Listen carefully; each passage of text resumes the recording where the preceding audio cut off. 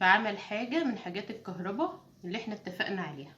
بس قبل ما نبدأ هعرفكم انواع المفكات والمسامير اللي ممكن تبقى موجودة في الفيش او في الاشياء اللي احنا هنعملها، وانتوا ايه هتستخدموه.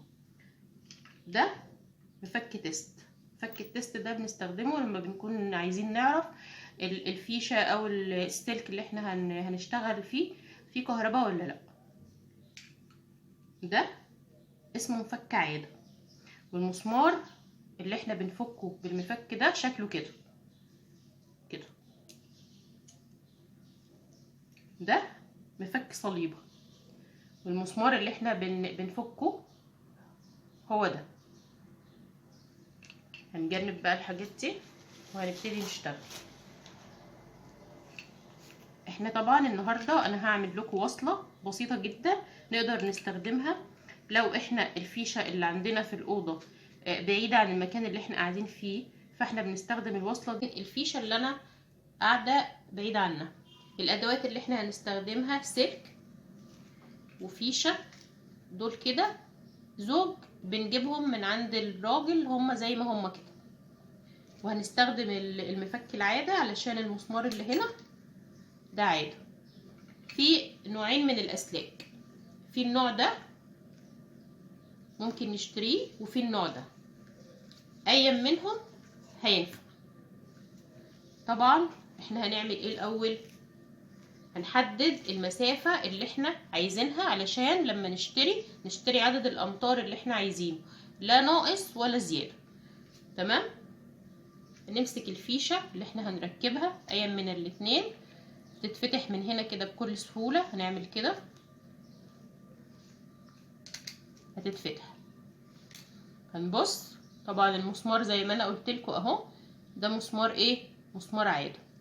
هنجيب طرف السلك وهنقيس المسافة اللي احنا عايزينها من اول هنا كده، وهنبتدي نشيل الجزء ده. هنشيله اما ببنسة زي دي، انا بفضل سكينة، بستخدم انا سكينة رفيعة وبشيل بيها. بحدد المسافة زي ما قلت لك، معنى ان هو يعني جامد كده ان هو نوعية كويسة.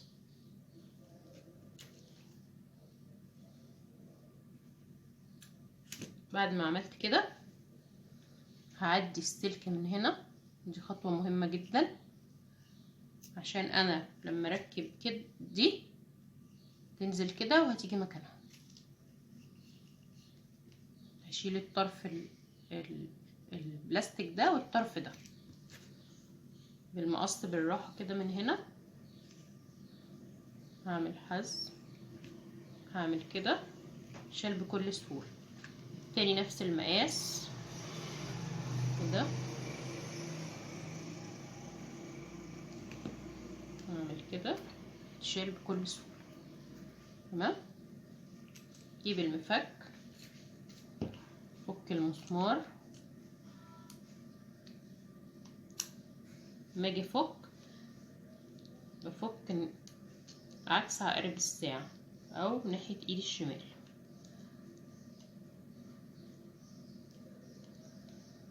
واحاول مخليش المسمار يطلع من مكان.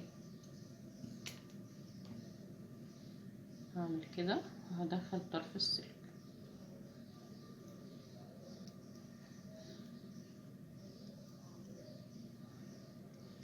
واحاول اخلي كل النحاس ده يبقى جوه عشان ما يحصلش مشكلة ويحصل قفل.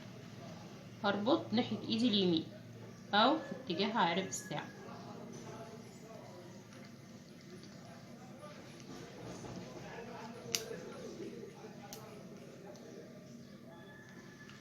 تمام. وهنربط الطرف التاني.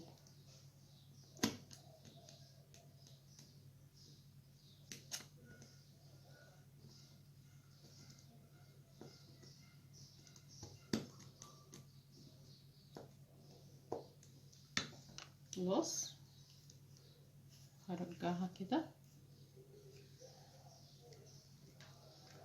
عملنا الجزء ده، نعمل الجزء التاني. كنت جاهزة قبل الفيديو.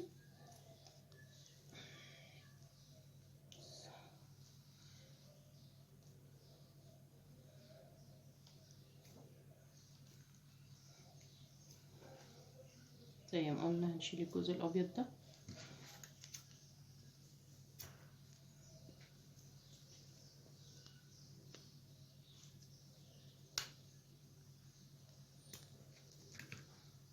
نجيب الفيشة التانية، نعمل زي ما عملنا في الفيشة، نعمل كده تتشال بكل هدوء، وندخل السلك هنا الاول، بعدين نفك مسمار،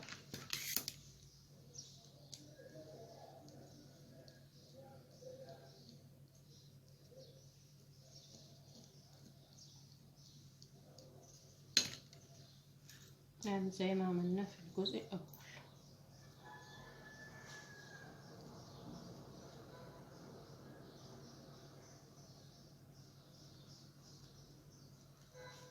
زي ما قلت لكم نحاول ما نخليش اي جزء من جزء النحاس الاصفر للسلك ده يبقى ظاهر. هي بتتربط طبعا بكل سهولة.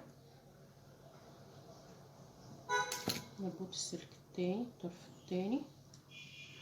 بنعمل الحركة دي ليه؟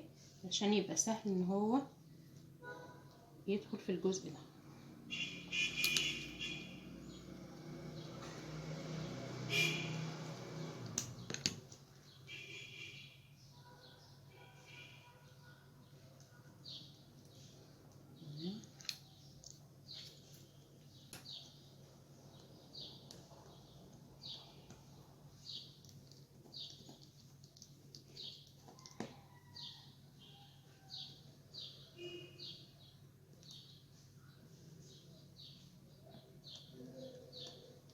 كويس جدا، ثانية واتأكدنا اهي، خليها في الجزء ده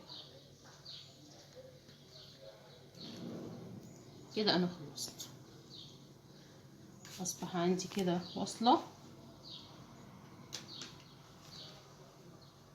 نجربها دلوقتي قدامكم.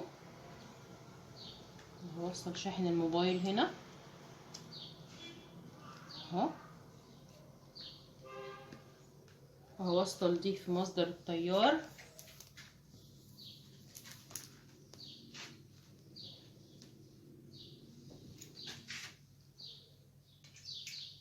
هتأكد الاول قبل ما اوصل الشاحن ان هي فيها كهرباء. جرب مفك التست ده اهو، في لمبة هنا اهي مفك التست بتنور، يبقى معنى كده ان هي وصل لها كهرباء. تمام. اوصل الشاحن بتاعي، اوصل موبايلي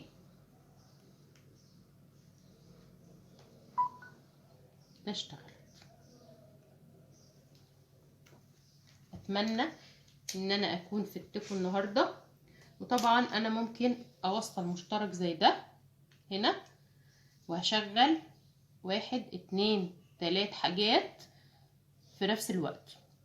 يبقى انا كده الوصله اللي هي البسيطه دي اشتغلت معايا كانها مشترك كبير من اللي انا بستخدمهم، بس في نفس الوقت مش هتاخد مكان عندي كبير. ممكن اخدها معايا وانا مسافره في شنطه هدومي وانا مسافره استعملها، وممكن استعملها طبعا في البيت وهنقلها من مكان لمكان، ومش هتاخد معايا حيز ولا هتاخد معايا مكان كبير.